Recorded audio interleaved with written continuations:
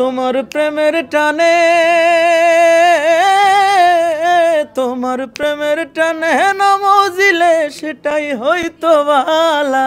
আমি আসলে অনেক ছোটবেলা থেকে গান করি, হুট করে আসি না। আমি 2008 থেকে, তখন আমি ছোট শিশু শিল্পী হিসেবে গান করছি। তখন একটা পরিচিতি ছিল। তারপরে আমি যখন জবে থেকে কম্পোজিশন করা শুরু করলাম, তারপর থেকে যে গানটা দিয়ে সব থেকে বেশি মানুষ চিনে সেটা হচ্ছে পিরিত ভীষণ জ্বালা। বুঝতে আমার হইল দেরি, পিরিত ভীষণ জ্বালা আমার আব্বুর লেখা। মানে গিয়ে শোনাইতে হবে, এটা আমার আব্বুর লেখা, জাকির মাস্টারের লেখা, আমার সুসঙ্গীত আয়োজন। তোমার প্রেমের টানে, তোমার প্রেমের টানে নমজিলে সেটাই হয়তো বালা। বুঝতে আমার হইল দেরি, পিরিত ভীষণ জ্বালা।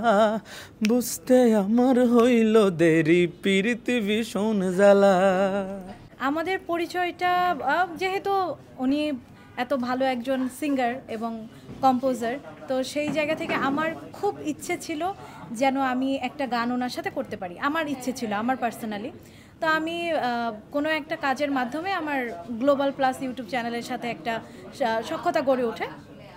তো ওখানে আমি একটা প্রথম গান করি ভেলুয়া শিরোনামের। আমার এর আগে অনেক মৌলিক গান ছিল, বাট এইটা হচ্ছে আমার সবথেকে জনপ্রিয় একটি গান।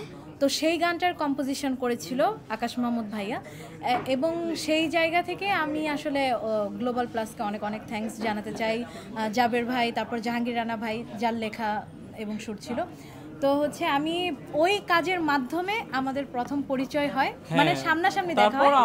এরপর আর আমরা থেমে থাকি না, একটার পর একটা আসতে থাকছে এবং প্রত্যেকটা অডিয়েন্স নিয়েছে। সত্যি বলতে আমি তখন তো এতটা ইমোশন কাজ করতো না, এতটা ইমোশনাল ছিলাম না আসলে, এত বুঝতাম না এত কিছু।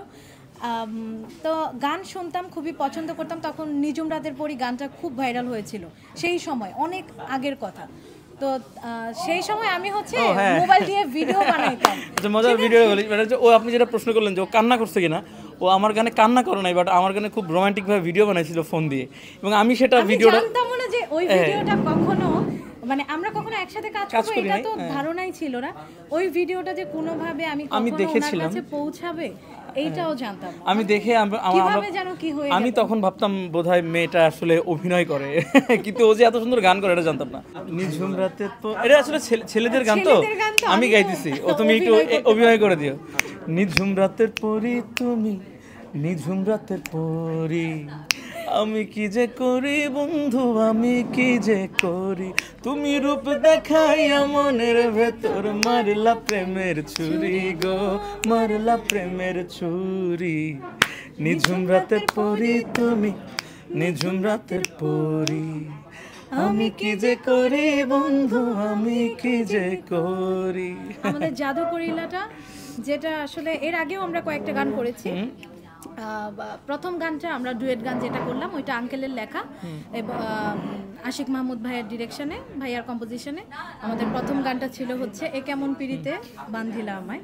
গানটা একদমই অন্যরকম একটা গান। এরপরে আমরা আসলে জাদুকরিলা গেলাম, সুন্দরী এবং জাদুকরিলা, যে গানটার পর আমাদের আসলে আর কিছুই বলতে হয়নি, পিছনে ফিরে তাকাতে হয়নি। চোখে পড়ার মতো মোমেন্ট হচ্ছে আমাদের স্টেজ শো খুব বেশি হয় নাই, বাট যে একটাই হয়েছে সেখানে আমাদের অডিয়েন্সের থেকে আমাদের নিজেদের গানের যে রিকোয়েস্টগুলো আসা এবং বলা যে ভাই এই গানটা নামতে পারবেন না স্টেজ থেকে, দুজনের গান। আমি একা প্রোগ্রাম করতে গেলেও আমাদের দুজনের গানের এটা খুব ভালো লাগে যে আমাদের গান তো আলটিমেটলি দর্শকের জন্য। আমরা তখন একসাথে আসলে আমাদের যে দর্শকের যে একটা ব্যাপার আছে না, যে ভাইয়া আপু একসাথে, মানে আমাদের একসাথে ওইভাবে আমরা স্টেজ শেয়ার খুব কম করেছি, কিন্তু আমরা লাইভ করেছি একটা এবং দুই একটা প্রোগ্রাম করেছি। তো আমাদের আসলে ওইভাবে প্রোগ্রাম করা হয়নি ওইভাবে, কিন্তু সামনে আসতেছে প্রোগ্রাম। হ্যাঁ, সামনে অনেকগুলো প্রোগ্রামের আমাদের আছে, কথা চলছে। এটা তো সবসময় হয়ে আসতেছে এবং এই অনুভূতিটা বললাম, আমি রিসেন্ট একটা শো করলাম সৌদি আরবে, দাম্মামে। আমি ওখানে গিয়ে, ওটা বিশাল বড় শো, মানে আপনি যখন স্টেজের থেকে আমি দাঁড়াইছি, আমি অডিয়েন্সের শেষে দেখতে পারি না যে কত দূর দর্শক আছে। সো ওইখানে অত মানুষের মধ্যে যখন যাই, আমি আমার নিজের গানের রিকোয়েস্ট আসে এবং আমার গান আমি এক লাইন গেলে বাকি সব অডিয়েন্স গেয়ে দিচ্ছে। সো এই অনুভূতিটা আমার মনে হয় ডেফিনেটলি একজন সঙ্গীত শিল্পীর জীবনের নিঃসন্দেহে সব থেকে বড় মুহূর্ত এটা। আমি সত্যিটা কথা বলতেছি, মানে এটা আমার অনেক অনেক গুণী মানুষের থেকেও হয়তো সাথে মিলবে না। ভাইরালে বিশ্বাস করি না, আবার ভাইরাল হওয়ার পেছনে কিন্তু একটা কারণ আছে ভাই, কোনো কিছু এমনি এমনি ভাইরাল হয় না।